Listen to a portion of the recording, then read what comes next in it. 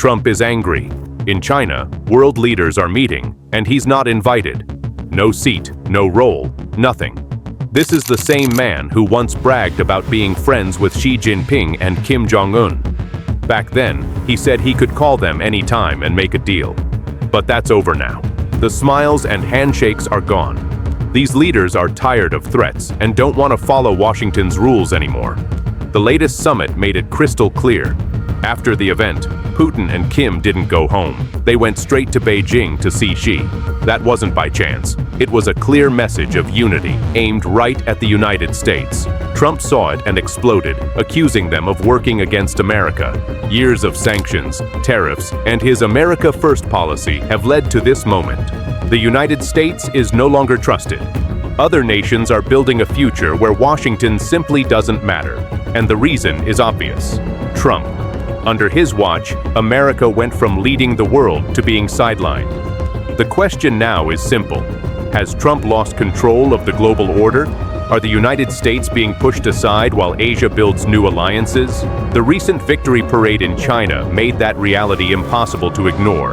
It wasn't just soldiers and flags on display. It was the very countries Trump turned into enemies now standing shoulder to shoulder, united against Washington. China showed off its most advanced weapons, submarine-launched nuclear missiles, mobile launchers, swarms of drones, endless columns of armored vehicles. Row after row of soldiers marched in perfect rhythm, a picture of discipline and power. The message was unmistakable. China no longer pretends it's catching up. It's showing the world it stands as an equal, ready to challenge American military strength head-on. And the real shock? Hypersonic missiles, weapons capable of wiping out aircraft carrier groups worth tens of billions in just minutes. Bases from Guam to South Korea, once thought untouchable, now look exposed. This wasn't just about a parade. It was a warning shot. And it's Trump's reckless policies, his trade wars, his insults, his America First arrogance that made this shift possible. While America isolates itself, others are coming together. That parade became more than a show. It turned into a symbol of change. The balance of power in Asia is shifting, and Washington is struggling to keep its promises to allies like Japan and the Philippines. The risks are too high, and Beijing has made it clear. The United States no longer has unquestioned military dominance in the Pacific. What scares Washington most isn't just China's rise, but the way it now backs up its friends when they're under pressure. For decades, America relied on sanctions as its favorite weapon. The idea was simple. Cut a country off from money and markets, and its economy collapses. Under Trump, this strategy was used over and over, almost like a hammer hitting the same nail. But China broke that system. It didn't just protect itself, it built lifelines for others, like North Korea and Russia. Take North Korea, for example. For years, the US and its G7 allies tried to strangle Pyongyang with sanctions. Fuel shipments were cut, bank accounts frozen, trade blocked. On paper, the sanctions looked like an iron curtain around North Korea. In reality, nothing collapsed. And the reason is obvious: China. Today, more than 98% of North Korea's official trade goes through Beijing. That's basically everything: food, fuel, medicine, spare parts. In 2023 alone, trade between the two topped $2 billion, most of it flowing into Pyongyang. Without that support, North Korea's economy would fall apart in weeks. With it, Kim's regime can drag on indefinitely. The same story repeated with Russia. After the invasion of Ukraine, the US and Europe rolled out the toughest sanctions they had ever written. The goal was clear: break Russia's economy. Western banks predicted disaster, double-digit GDP collapse, mass unemployment, financial ruin. But that didn't happen. Once again, China stepped in. And instead of sinking, Russia's economy actually grew by 3.6% in 2023. This is the result of Trump's short-sighted strategy. By leaning so heavily on sanctions, he gave China the perfect chance to become the lifeline for America's enemies. Instead of isolating them, his policies pushed them closer together and made Beijing even stronger. Russia didn't just survive, it adapted. Military spending, strong domestic demand, and steady energy exports kept the country afloat. By 2025, growth slowed but stayed positive at around 1.5%. Inflation, which had spiked to 9%, began falling and could drop to about 4% by the end of 2026.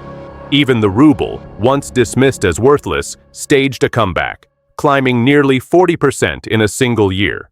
Meanwhile, the United States was moving in the opposite direction. The national debt shot past $37 trillion. Interest payments started eating away at the federal budget. Investors began asking the unthinkable: how much longer can this last? The once unshakable demand for U.S. bonds is fading, with countries like Saudi Arabia and Brazil openly looking for alternatives. For the first time in decades, the dollar's dominance looks uncertain. And here's the bitter truth. Trump's reckless policies poured gasoline on this fire. His trade wars and America First bravado weakened trust in U.S. leadership, pushed allies toward rivals, and left the dollar looking less like the world's anchor and more like a question mark. For years, Washington used the dollar like a weapon. Step out of line, and a country could be cut off from the SWIFT banking system or see its reserves frozen overnight. It worked as long as nobody had another option. But Trump's arrogance helped push Russia and China to build one. Today, trade between them has already passed $240 billion a year, and most of it no longer touches the dollar. Deals are made in yuan and rubles. Oil, gas, food, and even weapons are exchanged outside America's reach. This isn't just about business. It's a deliberate plan to chip away at U.S. financial dominance. Meanwhile, Russian energy flows on, even under so-called price caps and restrictions. A massive shadow fleet of tankers carries oil across the world, often selling above the $60 limit, bringing billions back to Moscow. And on top of that, the Power of Siberia 2 pipeline is moving ahead, soon set to deliver 50 billion cubic meters of gas to China every year. The bottom line is simple. Trump's heavy-handed use of sanctions and his obsession with America First made rivals stronger. Instead of isolating Russia and China, he gave them every reason to work together and build a system designed to break America's grip. This single pipeline is more than just steel and gas. It locks Russia and China together for decades. Moscow is guaranteed steady exports, and Beijing gets cheap fuel to power its factories, all beyond the control of Washington or Brussels. And that's only one part of the bigger picture. China, Russia, Iran, and North Korea are pulling closer into what some already call the CRG bloc. This isn't symbolic. It's a real system of trade and support. North Korea is sending missiles and even soldiers to Russia in exchange for money, weapons, and training. Iran supplies drones to Moscow. Russia sends gas to China. And Beijing makes sure markets stay open so its allies don't suffocate under Western sanctions.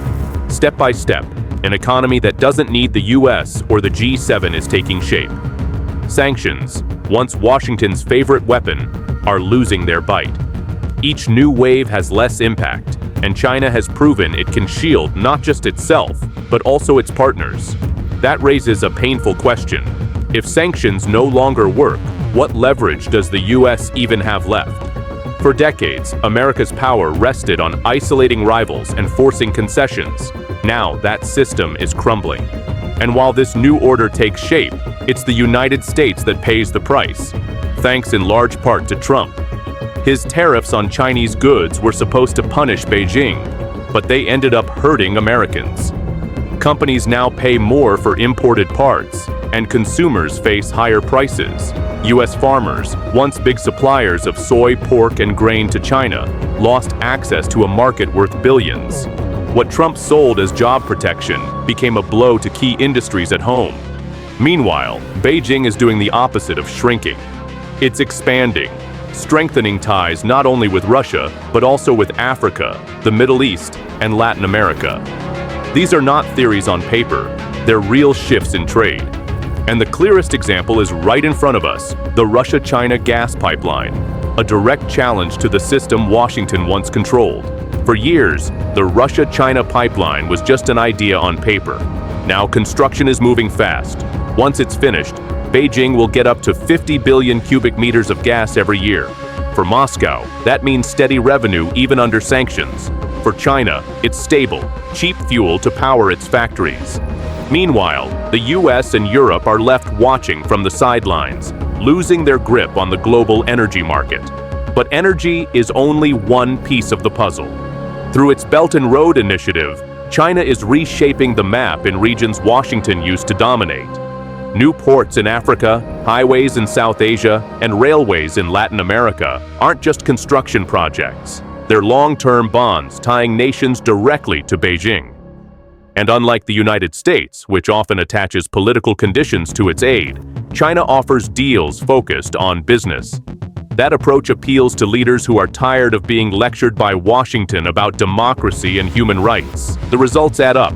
Every new pipeline, port, or railway strengthens China's role as the central hub of global trade. Every new U.S. tariff, especially under Trump, only pushes more countries into Beijing's arms. Instead of weakening China, America's policies have sped up the creation of an alternative system where Washington has little to no influence. To keep a foothold in Asia, the U.S. now spends billions more each year on weapons, new aircraft, modern warships, and missile defense systems. But the truth is, even with this massive spending, America no longer looks invincible. Each time China unveils a new missile or weapon system, Washington's answer is to throw even more money into defense. And then came Trump's latest outburst, loudly accusing Xi Jinping, Putin, and Kim of plotting against him. For a man who built his career on projecting strength and control, it didn't sound powerful. It sounded nervous. It looked like uncertainty. And that's Trump's legacy. A United States spending more, getting less, and losing the influence it once commanded. In the end, Trump admitted what much of the world already sees. U.S. influence is fading, and it's happening faster than Washington wants to admit. His old line, "Only I can negotiate," has lost its power. Xi, Putin, and Kim don't need him anymore. They don't wait for American mediation.